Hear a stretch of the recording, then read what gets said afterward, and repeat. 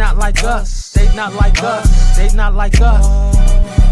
They not like us. They not like us. They not like us. We got that work. We got that work. We got that work. We got that work.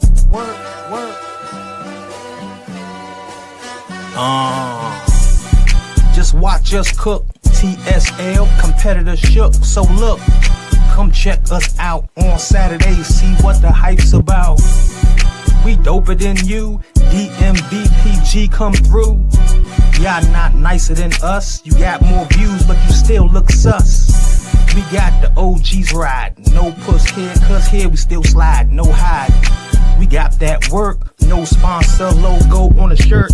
Go support Garvey and Gabby Mo. Can't work Katrina. Now watch us go, go, go. R.I.P. Chuck Brown. Gotta pay homage for that DMV sign.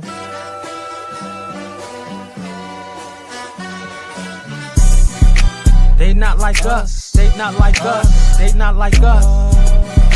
They not like us. They not like us. They not like us. We got that work. We got that work. We got that work. We got that work. We roll them in and out, no doubt, without question. Talk to everybody from any fucking session, from VA to DC and PG. Look up in the sky, it's stars on the scene. Going state to state, you can't see the dream. We flooding up the hood, can't possibly know what I mean. Look, Vazo, we coming for the cream, no diddy. Setting up the table for the game, is you with me? Bangs on the beat anytime we step in it. No slack in the lyrics, we just go get it. Let it bang, we get it. Industry upended. The show goes on without us, don't feel it. Shooting up the city, no cap, it's the district. 80 Mason dot one mission. Crank the city, no cap, it's the district. 80 Mason dot one mission. Crank the city. They not like us. They not like us. They not like us. They not like us. They not like us. They not like us. We got that work. We got that work. We got that work. We got that work. Fuck them up, niggas. I ain't worried about the TSL shit going live. I know you heard about them really getting straight to the bands. You wanna argue about it, grown niggas crying for attention. Now let's talk about it when it come to doing this music. Y'all ain't fucking with me, really gatekeepers over here for the DMV. Really love the guests in the tops, they love the energy. Move low key in the streets, I'm like a centipede. And it's in the pounds of the tree, I'm like the dispensary. Ain't no sponsor for none of the streets or the industry. Throw the shit on all year, I'm in Balenciaga. I bought my wife VS1, she like simplicity. Fuck these other niggas pretending they acting finicky. I done son a lot of you niggas, they like my mini-me's with the turkey bags and the link. Or my fashion needs, switch the hustle up on these niggas, I'm in the botany. Middle finger up in the sky, fuck creating peace. They not like us. They not like us. They not like us. They not like us. They not like us. They not like us. We got that work. We got that work. We got that work. We got that work. Yeah, Team Sack, playing in the air, baby. Let's go. Every Saturday, got dope content. No gossip over here, that's female shit. OG's blessing, score blunt and dink. That's DMV shit that'll make you think. We got topics on topics, best of the guests. Garvey, you the chosen one with the flex. Got credit work Katrina, style breaking necks. Y'all ain't know, it's Mace Man, O.80 J, and we on Rip Radio. Mixed with the trunk with no debate. We gon' rock the boat. Look, J too funny, Joe Jack with jokes. Gas hunters with the gas, man, y'all ready to smoke? Yeah, and you know what? Okay, we the best podcast out, no joke. Yeah.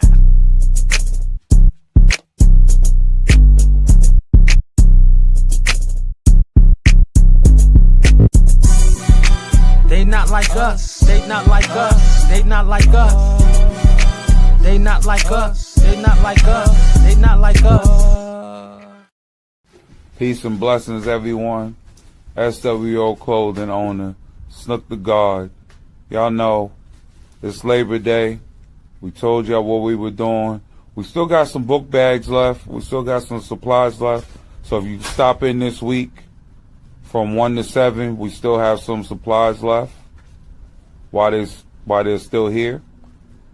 But the reason why I'm on here today is for those of you that came through and entered your children in the raffle for the $150 shopping spree, today we're picking them.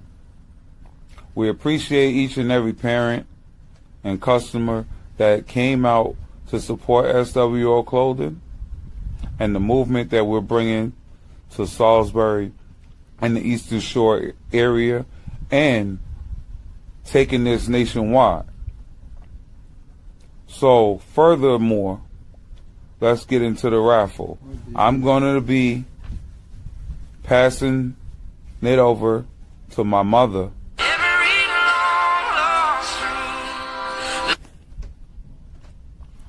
My mother will be making the announcements for the two lucky children. Good afternoon. This is September the 1st, 2025, and I'm here getting ready to pick the two lucky people's raffles so they can get the $150 shopping spree in SWO. So here we go. It's not rigged, you just got this to go. The first lucky number is Josiah. Josiah Banky. It looked like it says Josiah Copper Banzi. He lives on Finground Drive. So Josiah, you can let your mother know, or your mother can let you know that you got $150 to shop in here. Now the second one is, and as I said, that Josiah, it's very hard to get the last name, but we have your telephone number, so someone will be contacting you in regards to the $150. Now the second one is, we have some names. His last name is Waters, is Nizer, Nahzir, Lawrence Waters.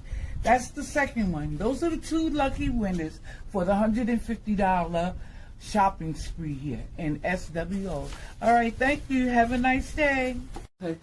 Thank you, everyone, for all who participated. And for those of you who didn't win, come in and come talk to me. I still got something for y'all. Thank you very much. SWO Clothing. Y'all know the slogan. Run with the pack or get left behind.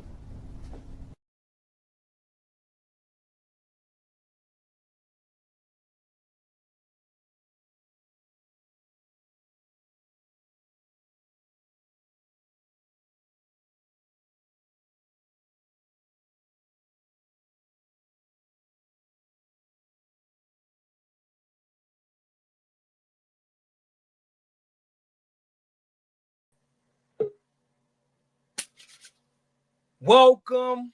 We are back here again, right?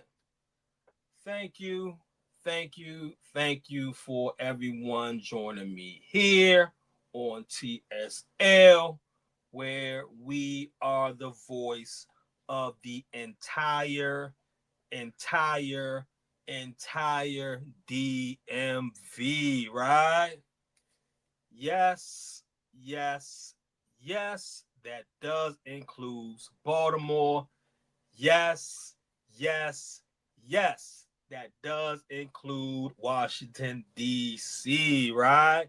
And since we do have a guest today, yes, that does include Eastern Maryland, and yes, that does include Western Maryland as well, right? I am your host. I am your pilot, the Dude 80, and we have a special one for you today, right? Okay. So before we get this plane in the air, this is episode 114/43 here on RIP Radio. Salute to the good Trump. Salute to Rip Radio for having us here again. So before we get this plane in the air, one thing. Let me mention one thing. I know you guys realize that I do ask the guests how important is networking, right? How important is networking?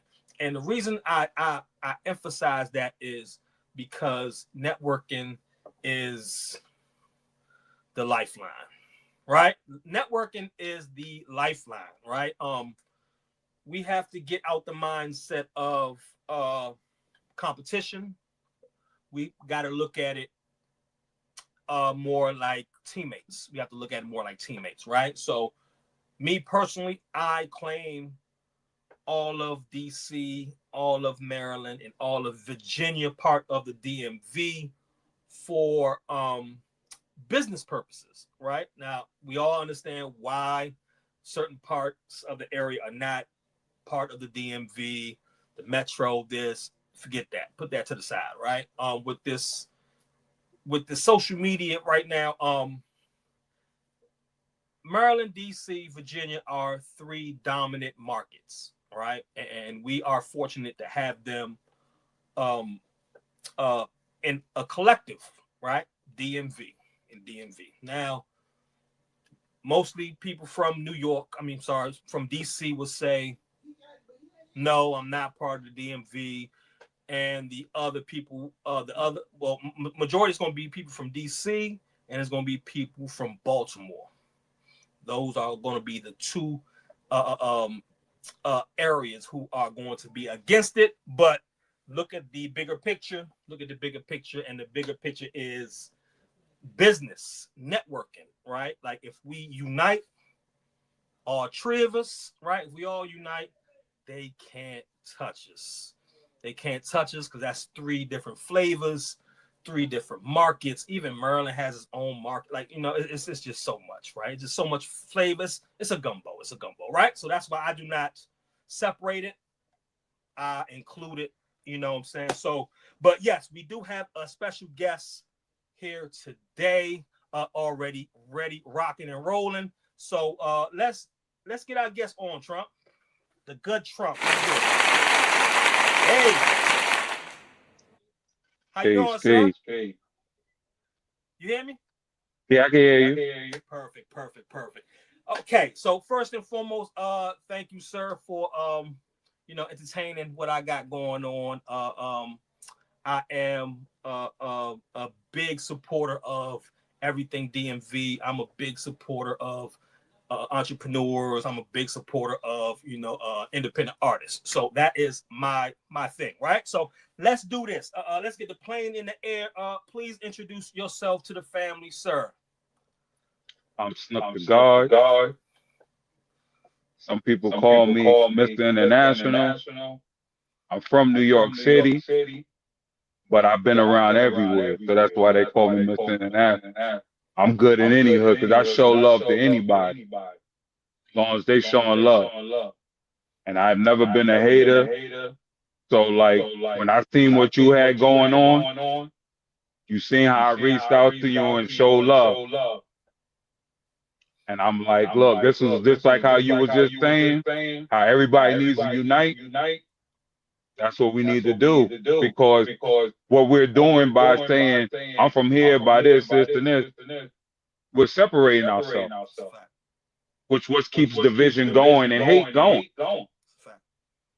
Because if you see your brother doing something, the same thing you're doing, don't say, oh man, he's copying off me, he's hating. He may know something you don't know.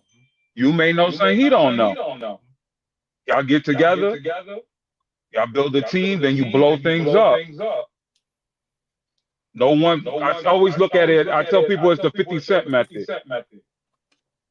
When you see 50 Cent finally got shunned really from New York, and then he got put on, and it's Get Rich or Die Trying album blew up.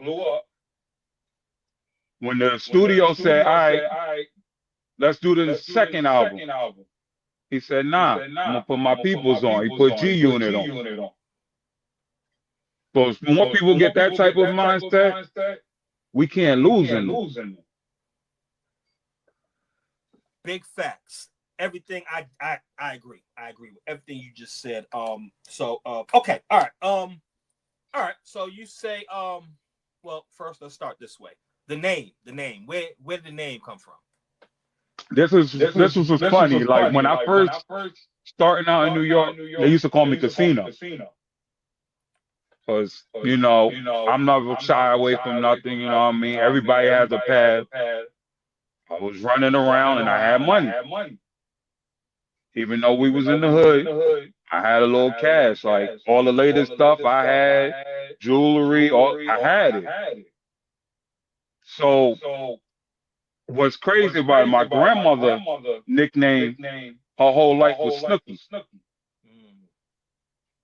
My man later on was like, which was my homeboy G from Chicago. He was like, yo, you remind me of my man Snook. Like, I ain't never seen no one that act like him. So then that stuck, and everybody just started calling me Snook after that. And I always do Snook the Guard because me growing up in New York, around, I always had knowledge of self.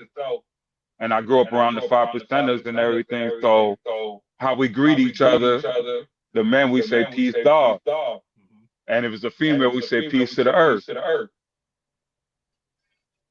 So that's basically how my name got the way it was. There's a lot of people that have been doing business with me my whole life don't even know my real government. That's good. That's good. That's good right there. Like they don't need to know it unless they write the check. That's when the government, is valuable, right? So okay, all right. So you said New York, right? All right. So all right. So what years were you in New York? Well, I was born in 84. So I was in New York all the way from 84 until about 2001. I was back and forth, 99, 2001, back and forth, Maryland and New York, because my grandma retired and was like, look, you getting into too much stuff in New York, you need to come down here. So that's how that basically went. Okay, so you had your grandmother stayed in Maryland. No, my grandma, we always in New York. My grandma retired and moved to Maryland. Why Maryland?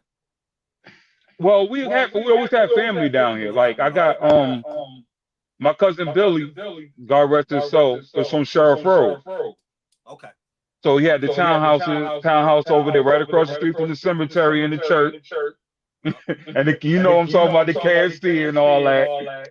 So we used to come down there, and all the time, and I was always tapped in with the DMV that way, because we always travel. Coincidence, I was just on Sheriff Road today, actually. Coincidentally, like, oh, okay, all right, okay, all right. So, all right, so take me back to New York. Take me back to New York, right? Yep. Okay. So what part of New York were you from? I was born in Harlem. Harlem. Yep, uptown, baby, 114th, 7th and 8th, baby. They call it 8th full of Randolph houses now. They ain't had no name when I was coming up. It was just a block. Huh. I've been around the best of them. I know Cam, I know Mace, Big L, all of them. Like I tell everybody, New York is big, but the streets are small. So everybody that's out mingling, especially sports. I was the football guy. They were the basketball guy. So, and then my mom working for New York City Housing, she was over all the community centers. So that's how I built a lot of relationships with people, because people would perform at community centers, basketball shows. And then starting out early, my mom had me in this daycare called Grover Daycare. Grover Daycare had a whole program where we were doing business with Sesame Street. So as a kid, I started out acting. I never took it serious though, because it sounds crazy to me now, but it makes sense now that I'm older. I didn't care about acting. I cared about the streets. So when I was doing acting and we did some things with Nickelodeon shows and stuff like that, my thing was, yo, let me just hurry up and get this over with. I'm ready to go back to the block, be with my people. So that's how that basically how I started out. Okay. All right. So musically, what do you remember back then? Okay. So first of all, at that time, was Cam and Mace already Cam and Mace at that time? No. They were Children of the Corn at the time. Okay. So they was into the basketball. They were basketball players at the time. Okay. But they rapped. Okay. All right. So when did they start rapping? Was you around when they started rapping? No. It wasn't that I was there when they started, because they're older than me. Right.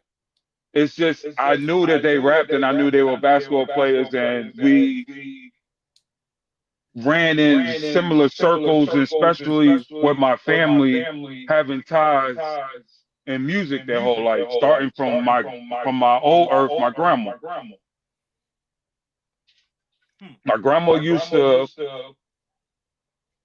do opera music. So she was, my grandma was born in 1932. And I'm getting ready to sit down and do an interview with her, because she's 93 now. And basically how I always wanted to know how I was able that during the Depression and stuff, her and her sister was able to get sent down to North Carolina to this private school. And I'm like, how did this happen in this time when you know how it was for our people? So, but my grandmother's father happened to be half Irish. So he looked it like the other part. So he was able to get better jobs. So when she was down there in the school, she was doing music with Dizzy Gillespie, all different people like that. I'm like, wow. So then later on in life, after my grandma wound up having kids, everybody was musical. My mother used to do background singing for the Stylistics and all them when they came up to New York. My aunt is a singer. My uncle does music in church.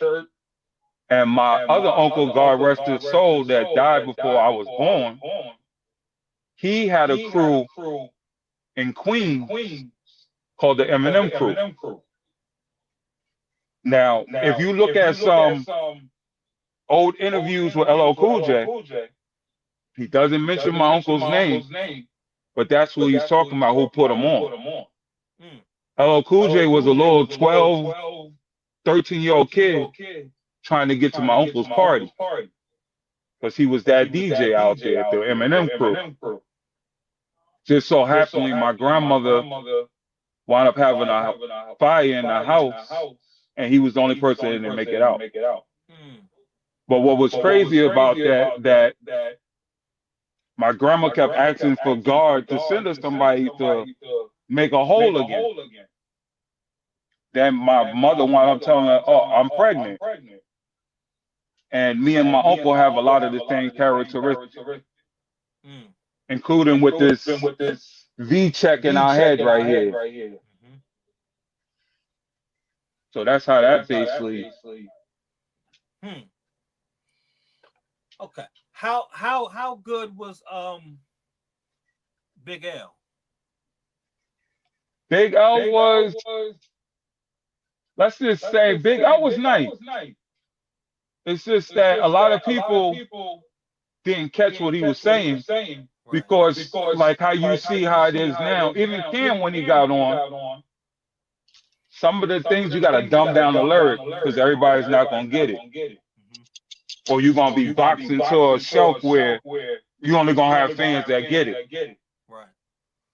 So, and a lot of things was, I think Big L never really got his shot because, you know, we do have a lot of haters in New York that will make phone calls and be like, nah, I ain't rocking with this person, so you can't rock with this person. And if that person's bigger than you, they're gonna take that person's word. So I was checking your page out, right? And you also had some like a relationship or an encounter with one of my favorites, Prodigy. Nah. After leaving Harlem, my mom was like, yo, we gotta live someplace better than this. But this is why I think folks always goes back in the full circle. My mom was born in Queensbridge. So we wound up being out, so we're out in Harlem now. We moved from Harlem to Queensbridge. I'm in Queensbridge. I'm on the 40th stop. 4006 Vernon Boulevard, apartment 16. My neighbor across the street, Nas the godson. You go on the other side of the project, you got Prodigy, Havoc, got MC, because you know whole Queensbridge, MC Sham, Roxanne Shante, like it just breeds there. So my first encounter with Prodigy was Queensbridge is one big project. You got the 40th side, you got the 41st side. I lived on the 40th side. All the good candy stores and stuff is on the 41st side. I'm just moving out there. I don't know politics. I go to the 41st side. And wound up getting into it with a whole bunch of kids. They want to fight. So I'm like, hey, I got to stand my ground. I'm fighting. They come pee up the street. Nah, leave the little guard alone. I ain't even know him. Leave the little guard alone, bro. They all left me alone. At that day, I felt like he gave me the stance. It was like, nah, like leave homie alone, homie good people. And he didn't know me from Adam. And at that time, was it the superstar Prodigy that we know, or was he building towards that? He was building towards that. Okay. Building towards that. Okay. This would have probably been like right when they were pop, probably like 90, 95, I'm gonna say. Oh, 95, 96, something like that. Right? So Survival of the Fittest and all that, right? Yeah. Yep. Wow. Mm-hmm. Wow. Okay. All right. So New York is fascinating. Okay. So yeah. How were you? Okay. So at that time, was all the artists like out? You know what I'm saying? Like, you know, you run to the store, you run here, and everybody just be out doing shit. Like, how was the? Yeah, you see people. That's why I tell people New York's a different breed. We don't look at people as celebrities.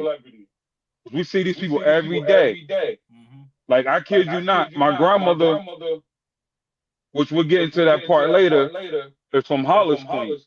Even though she started in Springfield when she had the fire, but then she moved over to Hollis, Queens.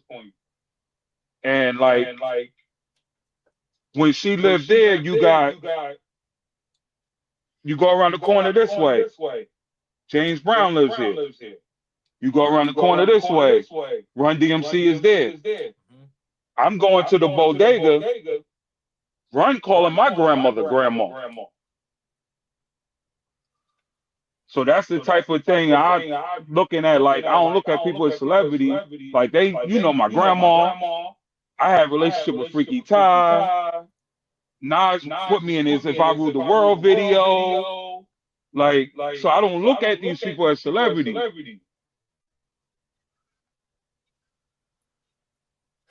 Yeah, you need to write a book, my guy. I got it. I just didn't put it out. I even got songs that go with it and everything. I got a whole lot of stuff that I just don't put out. Because usually I'm a very, very private person. Right. Especially from things that I've been through, especially being in the arena league, then making my way to the NFL for a little bit, I wound up sheltering myself after a while, like, yo, I'm done with everything. And every so often, one of my homies will hit me up like, yo, we got to do this, and this, and this. That's a fact. Like, you have. So I'll be like, all right, I'm back out. Like, But I usually try to stay private and just keep my kids out the way and everything. And I understand what you're saying, right? But sometimes certain people are overqualified, right? Meaning it's now your responsibility to share. Yeah, that's how I feel now. Yeah, because if I die with the story, ain't nobody gonna hear it. That's a fact. That's a fact, right? That's a fact, right? Okay, all right. So that's fascinating. Okay, so now, how did you get into the 5%? You know what I'm saying? Like, so how did you get into that? Well, it was just basically, we outside all day. And like, it was a time where like the guards was outside heavy. So you come outside and, they roll up on you, just like how, I don't know if you've seen the Wu-Tang saga. They roll up on you and say, what's today's mathematics? And you start stumbling, you don't know what's going on. You got to go back inside and study the 120 degrees. Now, So, question. Okay. So, it doesn't, well, I don't know 100%, just, by me just being a fan and just, just being around, right? I don't hear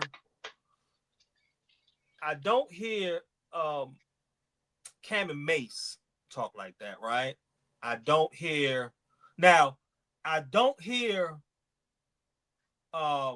Havoc talk like that, right? P talk that shit. You know what I'm saying? But honestly, it, like, we really hear out, like, on the outside, being from DMV. We didn't really. Now, don't get me wrong. Rakim was speaking it. Don't get me wrong, right? Yep. But we didn't grasp really it. understand it. We heard it, but we didn't really grasp it, right? The only time we really grasped it and started like, what are they talking about, is when Wu-Tang started. Well, Wu-Tang, Wu-Tang took it to another level. To another level, right? So, okay. So, all right. So, were they in Harlem too? You know what I'm saying? Like, so how the guys, you know what I'm saying? Like the 5%, how does that work? Well, they everywhere. Okay. They in every state, everywhere. So, like, I have a relationship through family with Wu as well. My cousin, God rest his soul, Billy, actually took bullets from meth. Okay. So, because I got family that's from their hood. So we would go out to Staten Island, and I got a cousin now that does music with me. So when we go out to Staten Island, we seeing them. We seeing U-Guard, we seeing Meth, we seeing Ghostface, we seeing Ray. So we seeing them every day, and we're like, yo, these regular people. I write music, I rap just like they do. So it was never like really no like starstruck thing. Right. And I think that's what really kept me grounded when I got my situation. Because I never really cared about it. And then like I always told people that like P was telling everybody from the beginning, if you remember, on the 5, 4, 3, 2, 1, when he said, the Illuminati want my mind, soul, and body. But a lot of people wasn't hip on it as they are now due to the internet, I guess. P was talking that But shit. people in the street knew the politics and what was going on behind the scenes. P was talking that shit. I'm not even gonna hold you. Like P's one of my And on some real, like, I don't care what, no one can never tell me anything. I think that's why they got him out of here. After he wrote that book and did that interview, that's a fact. because he had sickle cell his whole life. That's a fact. That's a fact. He knew how to deal with it. That's a fact. That's a fact. He was talking spicy too. Like he was like that. And he went at anybody. He did. He did. He did. He absolutely did. Remember, they were young kids and they even went at home. Yeah. Anybody can get it. Like anybody. Yep. That's how they were on. Anybody can get it. Dope. Okay, all right. So now let's get into your story, right? Let's get into your story. All right. So you being involved in all of that, right? When did you catch the music bug? Well, first I started out DJing because my grandma always used to tell me that I never understood what she meant, but she was like, you got a special type of energy and you're here for a purpose and something different. So you're going to find a lot of people going to want to gravitate to you. So once I had left Queensbridge because I was getting a lot of trouble, my grandmother said, send him over here to Hollis with me. So I'm outside Hollis and I hung out on Southside Jamaica, Queens. So this moving around, partying, me and my boy Brian, I wound up getting a relationship with Freaky Ty from the Lost Boys, director Stowe. And like, he was a grown man. I was in elementary school. But they used to have what is called Hollis Day. And like, my aunt performed. I performed out there many a time. I seen B.I.G. perform out there many a time. Everybody came out there and performed. So Freaky Ty used to always give me, I still got him to this day, the album of people's music before they even came out. I had Jesse Power whole album like 5 years before he even came out. So he used to just always come off the road and just give me album. I'm like, yo, I got this album. So now, if you go on Hollis, there used to be this little record store across the street from the Blockbuster called Sound. It was small, but it was the only record store that we had that was locally, except you were on Jamaica Avenue.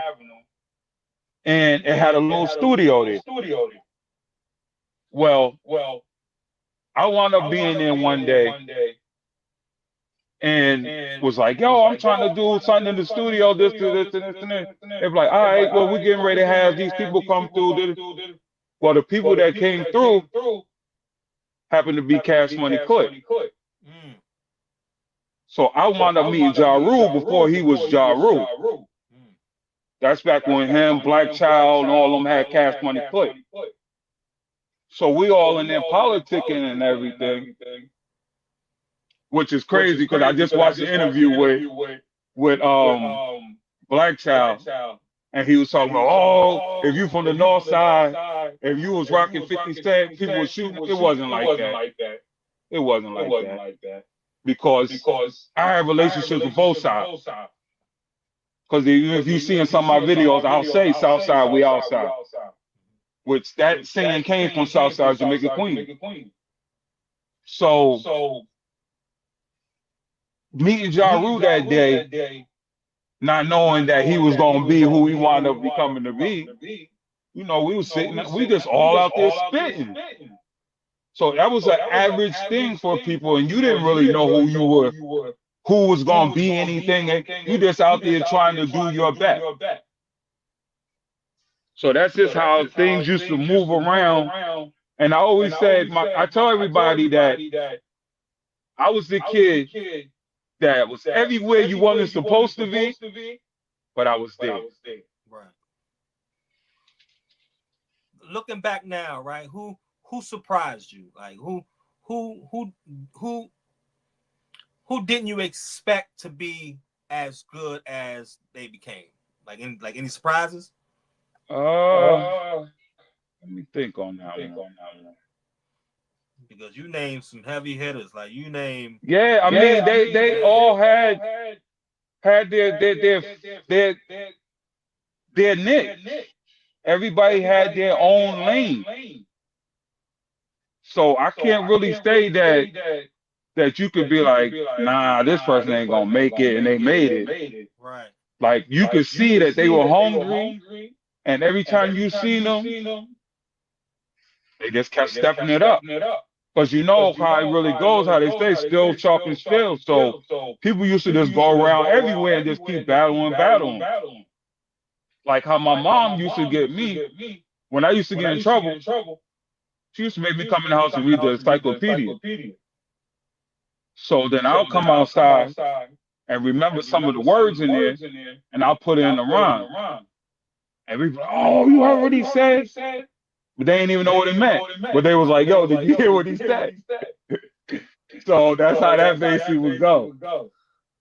Okay. All right. So now let's flip it. Let's say, who did you see that you knew was going to be good? Like who was outworking everybody else? Who's outworking the work? I mean, I seen Wu. Wu was hungry. Yeah. Like they were running up in studios for real. Like, yo, you gonna play our song? Like, so they were hungry. And Cam was hungry. He was hungry. But it did seem like everybody kept on overlooking. Right. And it seemed like every time he was getting ready to get something else was happen. Because Big really liked the Cam. And I wound up having a lot of relationships with people also being at Rucker Park. Being up in the Polo Grounds. Like I said, my mom's office was right there. That was her main office, where she worked for New York City Housing, right in the Polo Grounds. Well, actually was the Rango houses, but they're right around the corner from each other. So I would be supposed to be at the community center. I dip out, I'm over at Rucker Park. And I had a relationship with the stores. So I was what you would call a runner. While all the dudes or rappers and everybody out there, yo, I need a Philly blunt, or I need this, I need a drink. I'm the dude they giving the bread to, and I'm running back and forth to the store for. So that's how I'm making my relationship. And then also, you know, I was a fighter out here in the street. I throw hands. I was trained by a professional boxer, Emil Griffin, middle heavyweight champion of the world, which killed somebody in the ring. And I just didn't go far with that because I didn't have the discipline. Right. But you get on my bad side, we gonna throw hands. So what was your first passion? My first passion really was music. Because that's what was around me everywhere. And music, then as a DJ, as an artist, as an all around. Okay. Because when I was coming up, you had to almost be a everything. You had to be a everything for someone to, because you know, you gotta think about, we in New York. Everybody rap. So you gotta do something that somebody else ain't doing. So you gotta be that one dimensional of like, yo, I'm the DJ, I'm this, I can spit. So like how you seen a Kid and Play in the house party joint. You gotta be the one to be able to do everything. And like with my aunt being R&B, saying that we used to be in the house. When we were in the house, we watching music video, and we watching New Edition, and we studying every move. We doing everything. We doing everything. So we sitting there like literally like doing our own little show.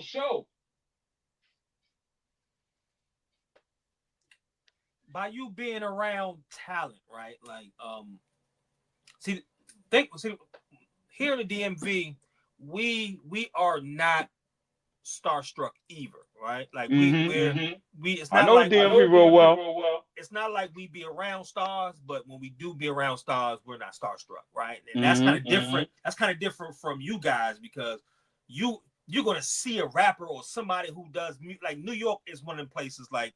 You know, like it's very intimate. You bound to see anybody. You never know. Like it's very intimate, right? So who do you like? Is there now, even though let's say you weren't starstruck, right? But has it been a person that you've seen like, damn, that's so and so? Like, you know what I'm saying? Is it any person like that? Yeah. It would probably be like. Let me think. Somebody that I really was like. Not necessarily starstruck, just like, damn, that's Richard Pryor. That's, you know what I'm saying? Like, Yeah. I'm trying to think like. Because New York City is a hub. Like it was kind of like that with James Brown and Run DMC. Even though I knew my grandma had the relationship with them, but I'm like. Damn, this is still Run DMC. Like, Run is calling my grandma. Like, that's crazy. I'm like, this don't even make sense here. Like, my grandma even had, well, she dated Michael from Good Times' real father. So, like, I look at it like it was. Things was destined, and like with the 5%, we believe in everything being mathematic. I think the day I was born had something to do with it too, because just so happened when I was born 8/15/1984. You know who else was born 8/15? Nipsey Hussle. Oh, Nipsey Hussle was. So me and him have a lot of the same spirit and the same stories and try to do the same thing, giving back to the community. Right. That's another one of my favorites. Neighborhood Nip. Yeah.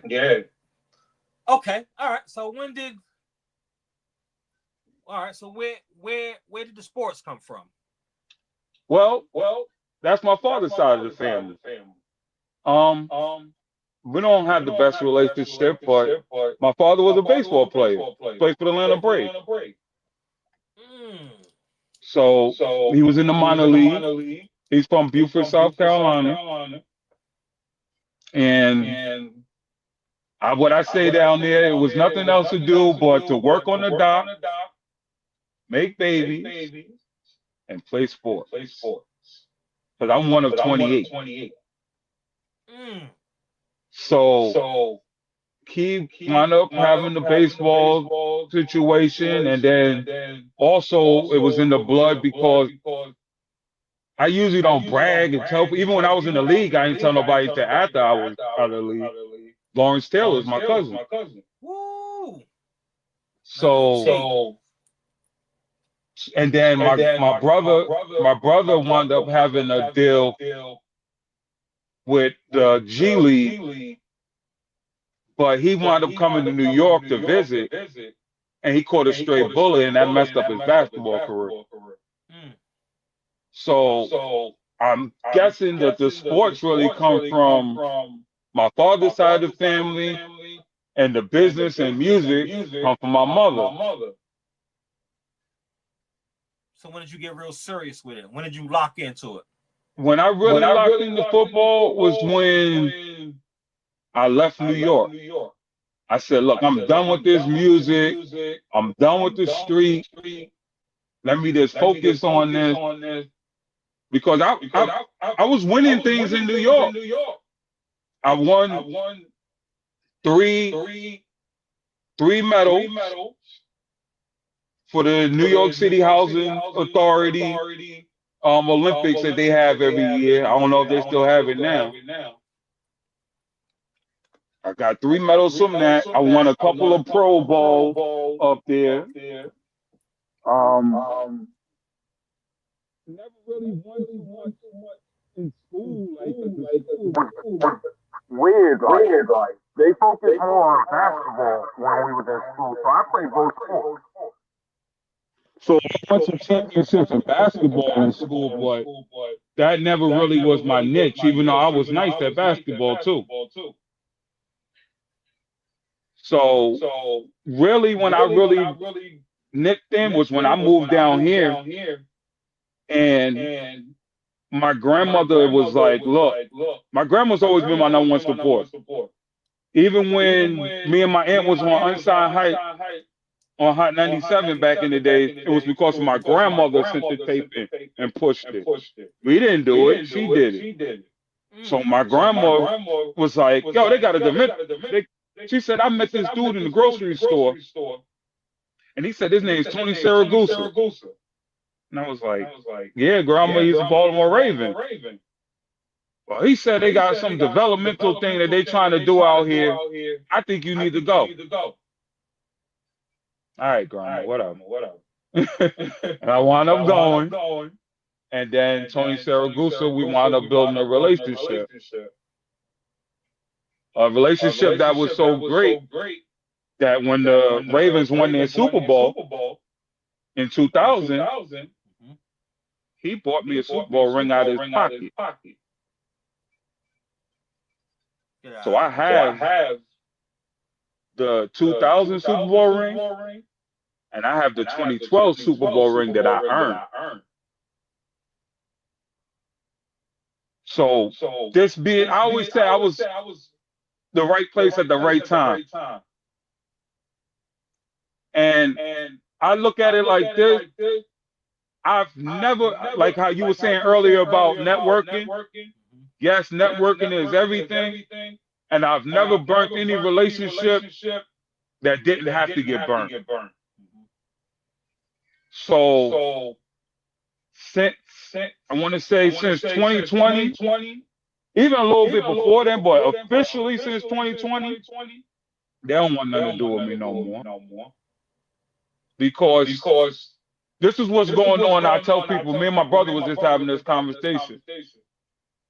The world is so messed up now because you got too many people that willing to go with the masses. I was brought up with certain principles and beliefs that I don't waver for. So that's what cut me a different cloth from them. Even though people say, don't try to downplay yourself. I was just a practice squad player. But at the same time, I knew I never was going to make it because I don't play politics. I told these dudes from the beginning, I said, look, y'all dudes been groomed since birth to be football players. I'm a street guy that just happened to be good at football. How did you get?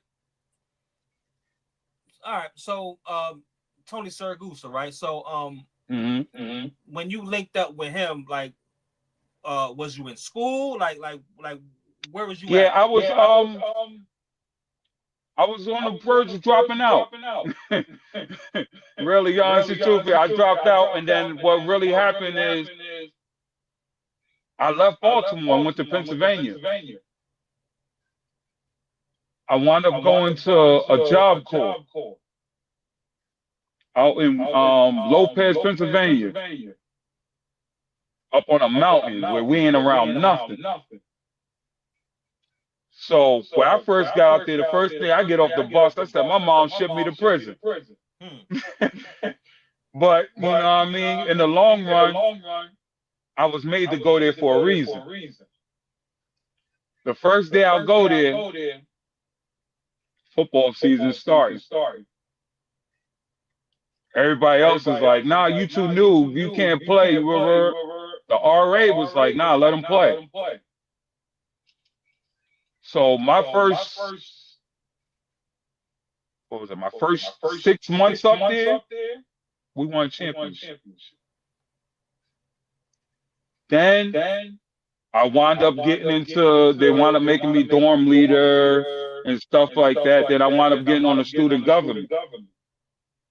Well, one day, I always heard the stories, but I never really listened to the stories until I met the person.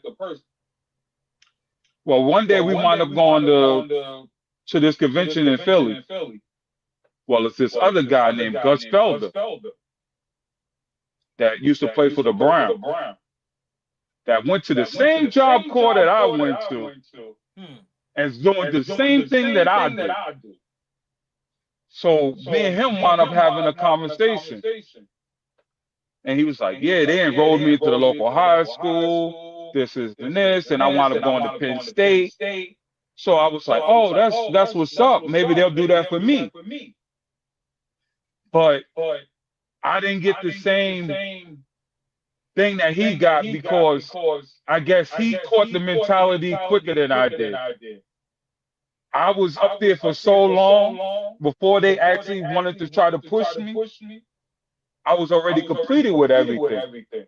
So I'm ready to go back home now. So they're like, well, this, I said, nah, y'all not telling me nothing else. I gave y'all 2 years. Now they wanted me to go to Utah and give them another 2.5 years. I said, I can't do that. Which now me being 41, I probably should have went. But everything happens for a reason, and everything's supposed to happen for a reason. So I'm like, I'm going back home. And my RA was like, no, please don't. I'm afraid if you go back home, something's going to happen to you. I said, no, I'm going to be good. So I wound up going back home. I wound up getting a job for the Mannheim Orchard. And I get back into music. I'm dealing with Hopeless Entertainment now. I'm signed with Hopeless Entertainment. And we're just doing music. So I wound up having a fallout with some family members right around the time when the Young Jeezy and Beanie Siegel album came out. So I'm like, well, I'm not on this no more. I'm going to go help my mother. My mother was living in a little town called Winchester, Virginia.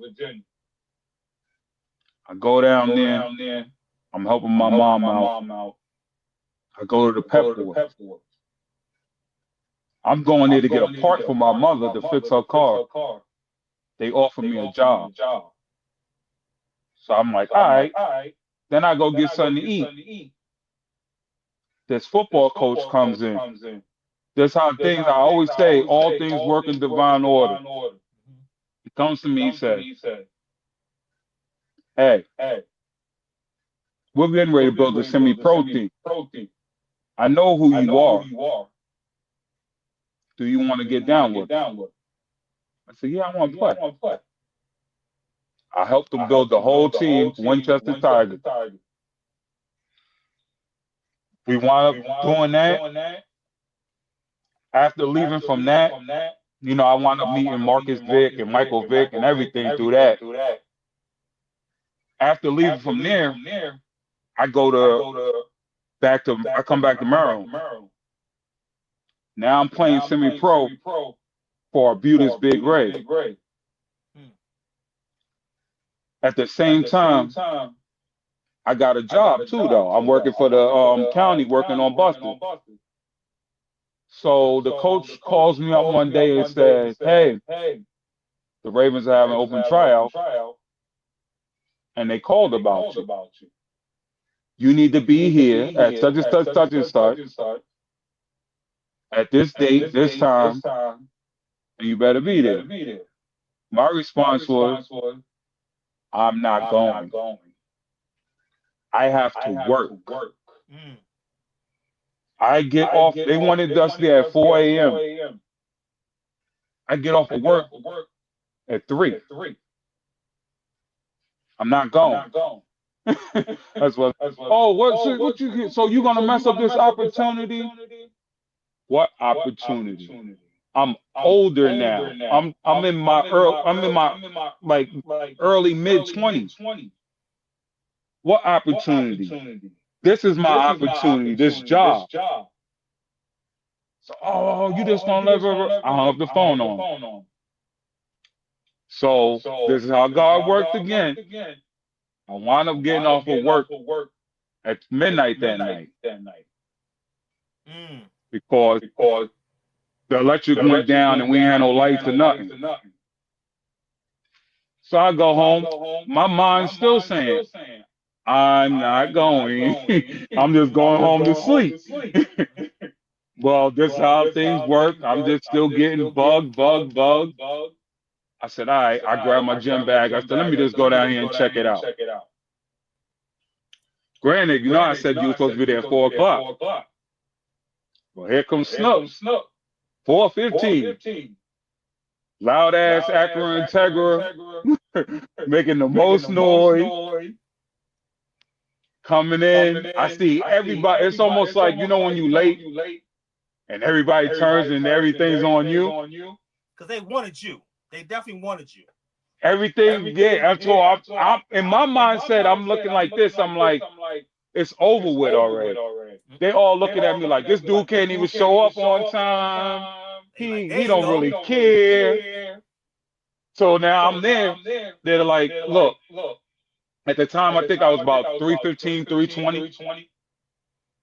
So they said, well, the first thing we want to do, we want to run the 40. I said, all right. So I'm getting my gym bag. I left my cleats at home. I'm like, damn. So I'm like, all right, I'm going to run anyway. Because I said, well, do y'all got clear cleats to fit me? They said, what size you need? I said, I need a size 17. Shit. They was like, nah, we ain't got none. I was like, all right, I'm running my sneakers. And I served everybody. You know when everybody when they suck their teeth and roll their eyes? I said, okay. I said, well, they don't know. All my stepbrothers and stuff weigh like 130 pounds, 150 pounds soaking wet. So they like to hit me and run. So I got to know how to run and catch. So we run the 40. I didn't even believe I did as good as I did.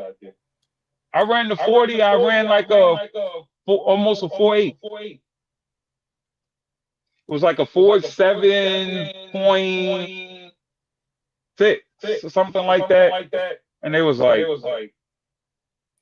it's big to be moving as quick as he is, and he's light on his feet. Defensive tackle. And they're like, yo, and he's light on his feet too. So Rex and Ozzy, I can hear them like, yeah, he got it. All the rest of them is like, he got a bad attitude. He's bad for business. He don't know when to turn the motor off. He's getting, because I was there the last year. Brian Billick was there. Brian Billick didn't like me. He tried to blame me. Hold on. So you was on the Raven squad? On the practice squad. So from 2007 to 2012. 2007? Yep, to 2012. Okay, and so the relationship with Goose was that was before? That was before all of this.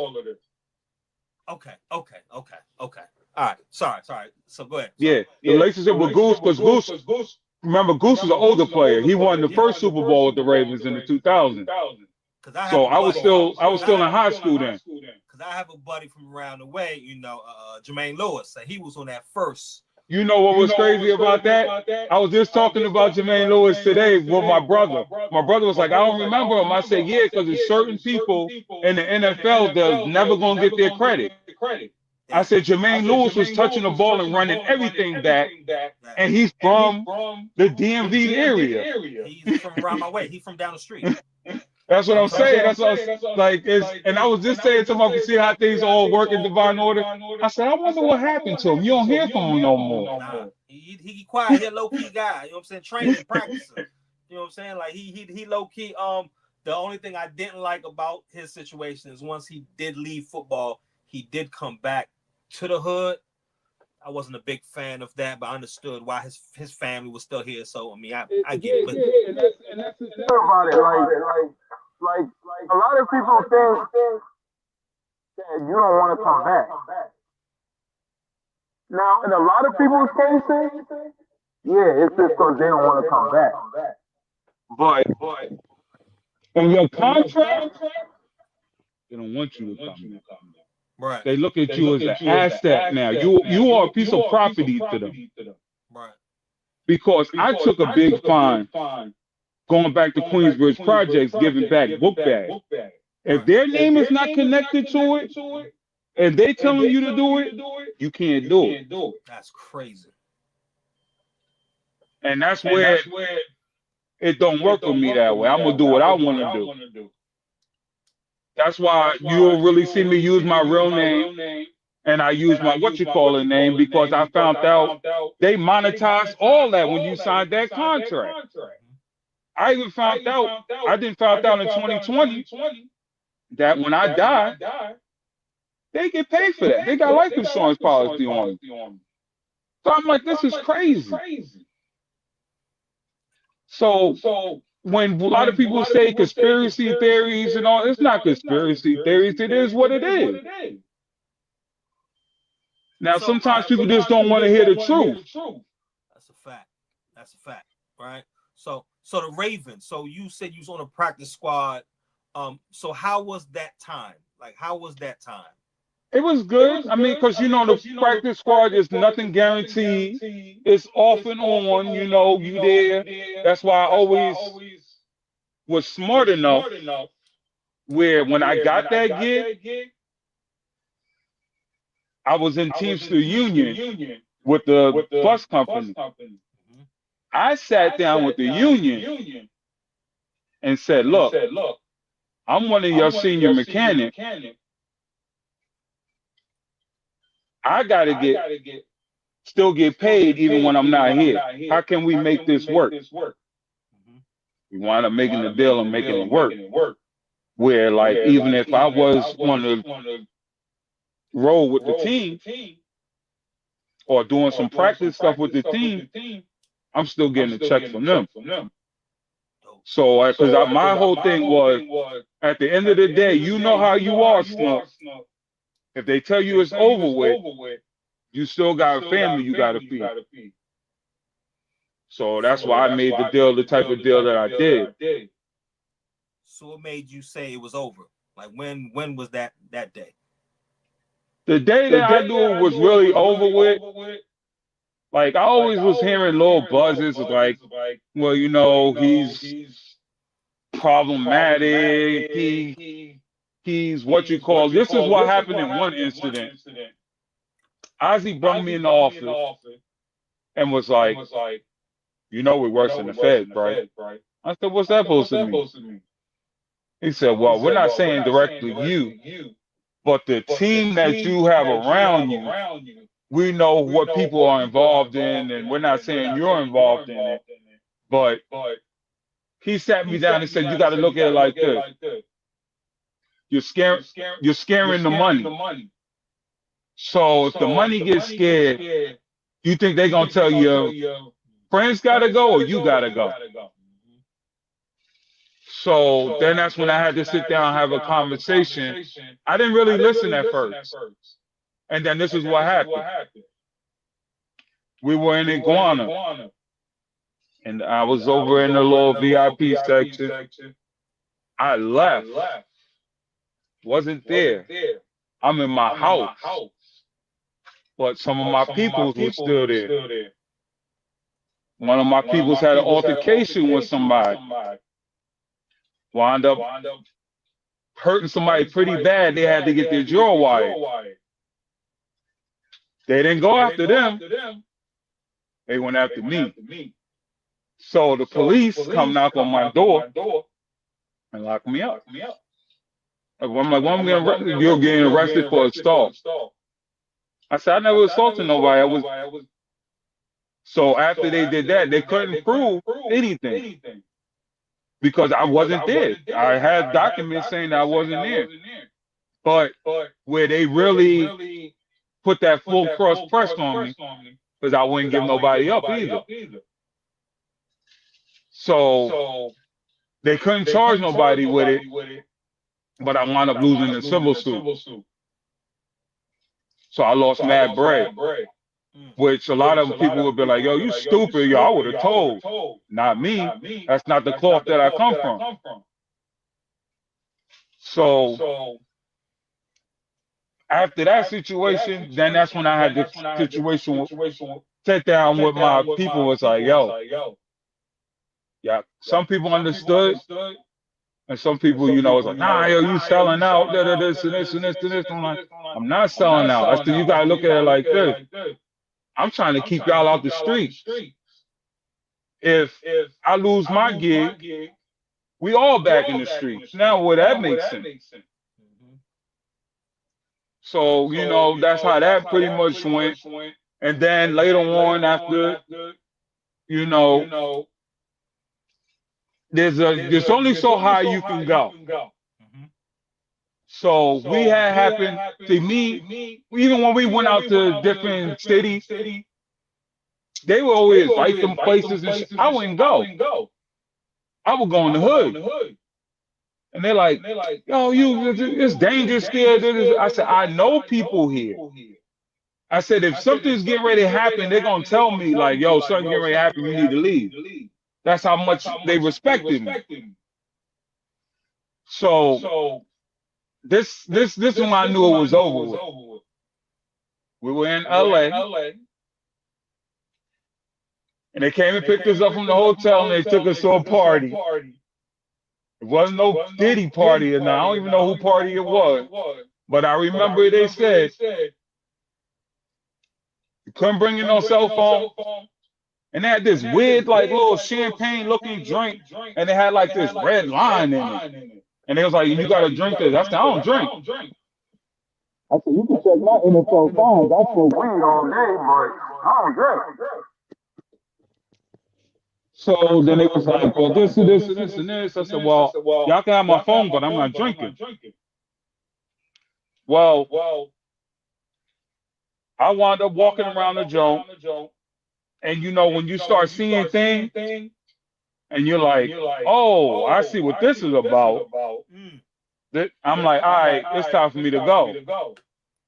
So they was like, no, you got to stay. This and this. I was like, look, I'm telling you right now, if y'all don't get me out of this joint, I'm about to start punching holes in walls, all that.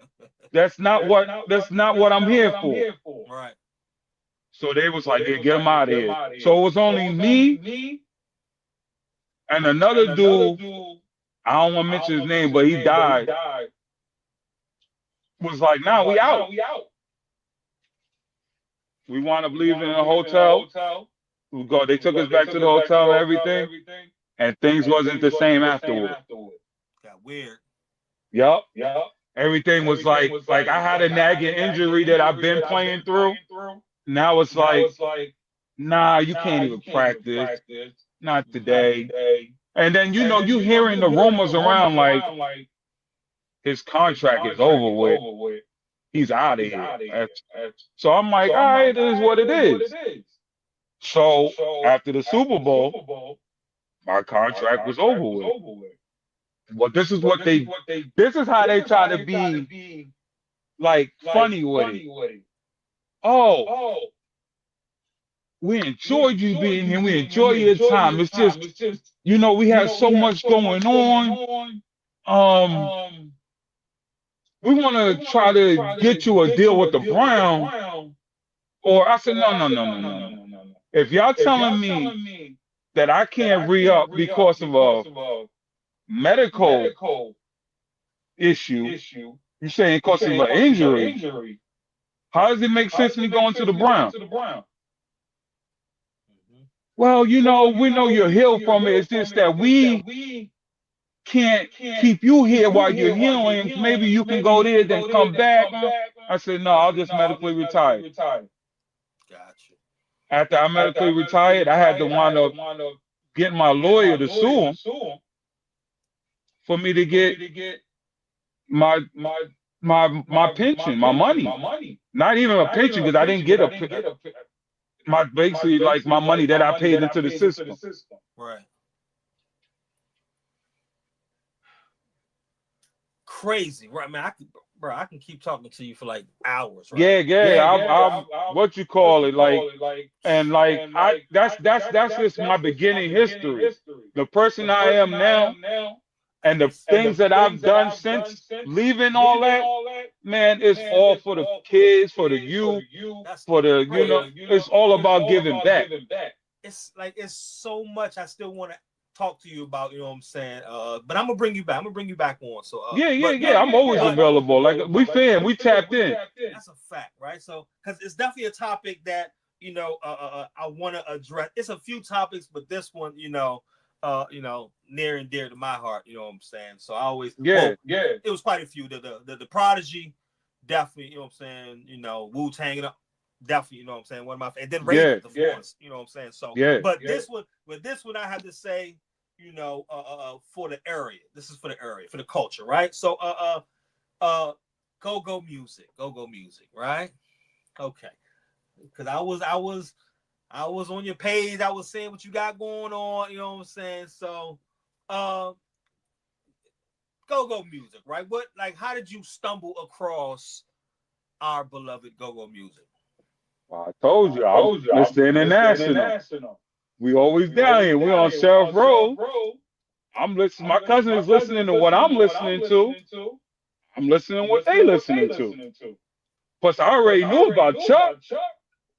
I go way back. My mom playing the records of Bustin' Loose, all that. So, and then what was crazy about it, my aunt had a boyfriend that actually did some work with Chuck. That, like, he did a lot of work with Chuck.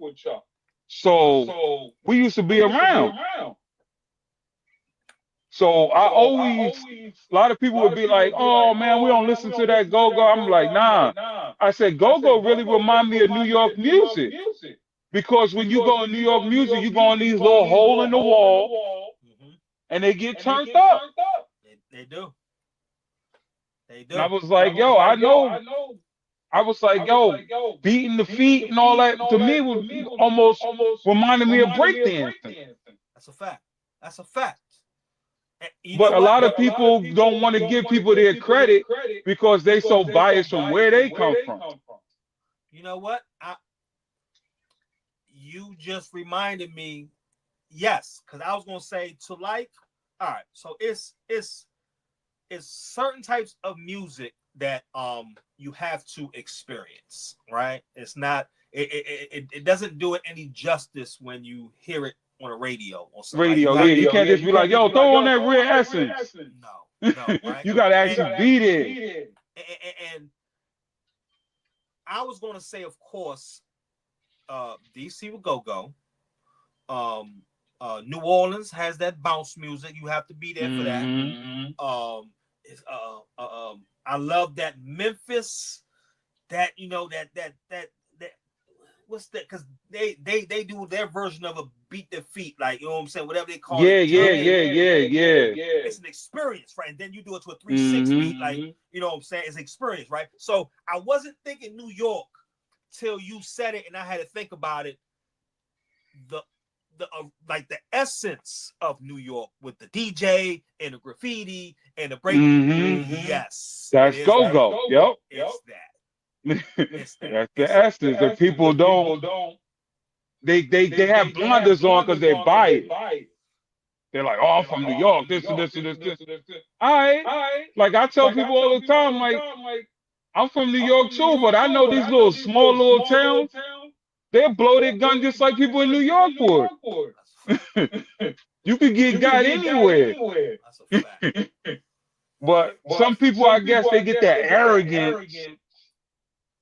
Because when I even moved down to Baltimore, It was a rough time being from New York. That's when every New York person was getting their head blown off. So I survived all that. I agree. Like you've been to a lot of you've been in the trenches. You've been in the trenches. And I'm telling people, I ain't afraid. I'll pull up. I'm gonna hang out with y'all. I'm gonna pull up. I'm not indulging in the criminal activity, but I'll hang out with y'all.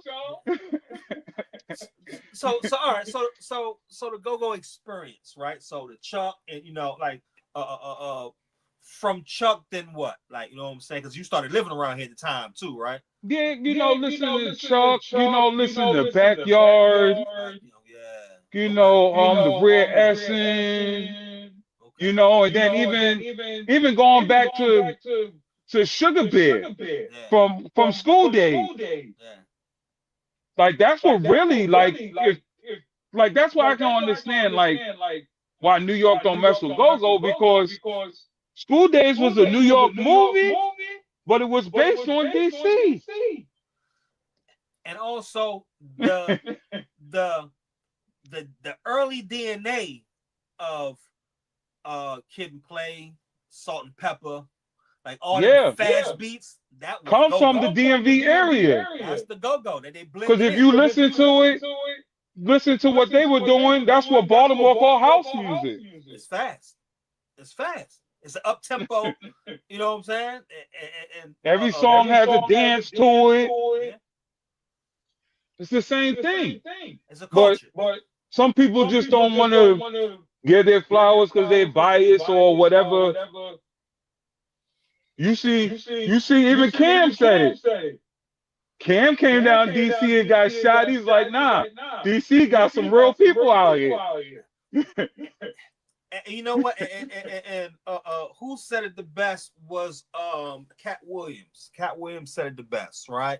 When you think of DC, people think of the monument and this shit and that shit. They think of the White House and all that. But they don't really show you the truth on the TV. I said, when you really go to the White House, you got burnt out buildings across the street, crackheads. And people from here, like, we don't know how good we have it. Like, we don't go to bro, we have museums here that's free. Don't even go. Don't go. Don't go. But that's what I learned about people from big city. You'll meet a whole lot of people that never left the city. Yeah, that's bad. There's a whole lot of people from New York. They ain't never left New York. I know a whole lot of people from Baltimore. I know people from Baltimore have never even stepped foot in the county. Yeah. It's not that serious. Like, it's really not. And I'll be like, dang, like it's not that serious. You can travel. Man, so when I seen you was talking about go-go, I said, oh yeah, this is Oh yeah, definitely. So okay, so last thing, I'm kind of impressed with the cartoon, like where the cartoon theme come from? Like, what's that about? Well, when I was growing up as a kid, I was always big on cartoon. Okay. Cause that was like the time where you would see like there was no headache. You ain't got to worry about what's going on outside with anything. Everybody's sitting down and we all sitting down watching this cartoon. So I was saying to myself, I said, we're having the issue now where older people, well, I'm not going to say I'm old, but us older folk, the youth don't want to listen to you. Because they think they got it all figured out. They're like, oh, you're old, you're broke, you washed up, or stuff. You know how they think.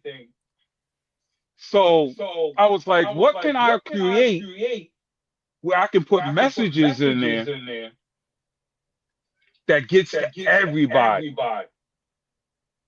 So where I'm like, you can't just, and nowadays when I tell people, because I do managing and still do music and stuff like that too, no one's just signing rappers anymore. Mhm. You have to have something else to sell. Mhm. So if you say, hey, I'm a rapper, but I got this cartoon that spreads positivity Mhm. to the youth, because I started out with Gutter Babies with a baby, but I also have some episodes that I haven't put out yet, excuse me, where they also get into middle school. So I'm dealing with different scenarios and issues that you will go through at them times. But I'm putting it in a cartoon form with music and different things like that. And then with the internet, sometimes you put something out there, the feedback, everyone's not gonna get it, Mhm. because I get some weird people on TikTok. They're like, oh, it's CP ring and all this, and I'm like, huh? You know who I am? So, but I don't even feed into it. This is how I feed into it. I give it a like and a love. Because a lot of people, what they don't realize, they don't understand how this social media thing works. If I see something I don't like, I just keep scrolling. Mhm. If I engage with it, now I'm giving you more light. Mhm. That's a fact. But people don't get that. That's a fact. That's a fact. So that's what I do. And me, I've never been a hater. When I see people got things going on, I show love. And anybody know they can hit me up and I'll help them out. I'm a genuine person, but it never usually pans out. I've been stabbed in the back many a times, but I can't stop being who I am. That's a fact. That's a fact. That's a fact. We can only, keep doing what we're doing the way we was wired, Yeah, right? Yeah. So I definitely got to get you back on here, my guy. I definitely enjoyed this because there's so much more I want to talk to you about. But I really appreciate you entertaining what I got going on, even reaching out. I appreciate you doing what you do. So we definitely going with what I got going on here is, even though I am based in the DMV, I am, like I told you, I'm a big supporter of entrepreneurs. I'm a big supporter of artists, no matter where they are, right? So I'm trying to create like a fraternity, Yeah, and I'm willing to do work with you. That's why I wanted to talk to you about too. Me and my brother started his already. Mine's is working. I got some episodes in the tuck. We're getting ready. Remember, I sent you the flyer. We're going on the road. And if we start we don't care where we start out at. Wherever the most artists tap in at, that's where we're going to go. My brother's got this show called Spike's Lyrical Lounge, where it's sort of like how you see everybody doing the one mic thing. Mhm. Well, my brother's show is one take. No background. You got to remember. You got to remember your song. Ain't no track playing. Just the beat and your raw talent. My show is called SWO, which is Snook World Order and Strength Within Inside Ourselves, which is the clothing brand and everything as well. We're in Wolfpack Apparel, but my show is called Bars Over Politics. So basically what we're doing, we're going from city to city. You come out, we're looking for spots or whatever where we can, all we need is some electric, where we can set up and have people come out and showcase their talent. So we're gonna do this. We definitely gonna link up outside of this, and we can definitely brainstorm and get you some spots in the DMV. There's plenty of artists, you know what I'm saying? So we definitely gonna do that. But I appreciate you, my guy. I'm gonna leave you my number so we can chop it up. But Definitely gonna get you back on here, my guy. Oh, we got Skunk Fest coming up too. We got Skunk Fest coming up. April the 24th, the 25th. I know it's Friday, Saturday, and Sunday. It's the weekend after 420. Remind me, because I definitely might make a trip over there. So yeah, we're gonna be in Salisbury. A lot of artists is coming through. Yeah, I'll come through to show love and support, you know what I'm saying? But appreciate you, my guy. We're gonna do this again. Appreciate you too, definitely. Appreciate you. All love. Hey, Slim. What's good, Joe? We from the home of everything original. Go-Go, Mumble Sauce, Marvin Gaye, Martin Lawrence, Roger P. Hens, Dave Chappelle, Samuel L. Jack, Genuine, Maya, Anne-Marie, Kevin Durant, Tommy Davis, DJ Cool, Wale, my number one of all time black. See, I'ma keep it real, with my weapon on me concealed. I'm Ralphion, that nigga from up the hill, used to come through crushing in the butters. A tray deuce in my boot with a fresh box cutter. 10th place, I belong to them. Mikey Wayne funkin' them. Never was no bullies, but you don't wanna run with them. Better